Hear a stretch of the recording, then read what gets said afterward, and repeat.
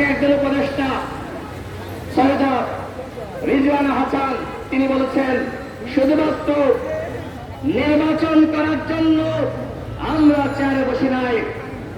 আমার প্রশ্ন হলো, তাহলে কি চেয়ারে বসেছেন ওই নসরুল হামিদ বিপুর লুটপাটের সম্পদ মহারাজার জন্য?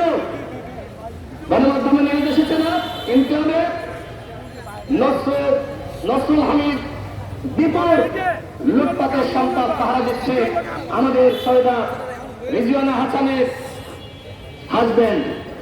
আমার বক্তব্য না, গণমাধ্যমে এসেছে এই যে উপদেষ্টার স্বামীরা আজকে আওয়ামী লীগের লুটেরা বিপুদের লুটপাটের সম্পদ পাহারা দিচ্ছে, এর নাম কি রাষ্ট্র সংস্কার?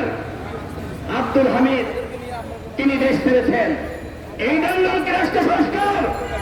ওবায়দুল কাদের 3.5 মাস বাংলাদেশে থাকার পরে নিরাপদে দেশ ছেড়েছে, এইটার নাম কি রাষ্ট্র সংস্কার? শেখ পরিবারের একজনকে এখনো পর্যন্ত গ্রেপ্তার করা হয়নি, এইটার নাম কি রাষ্ট্র সংস্কার? শেখ হাসিনাকে ভারত থেকে কবে কখন ফিরে আনা হবে আমরা সেইটার কোনো বন্দোবস্ত লক্ষ্য করছি না। এইটার নাম কি গণহত্যার বিচার? একটি ট্রাইব্যুনালের মাধ্যমে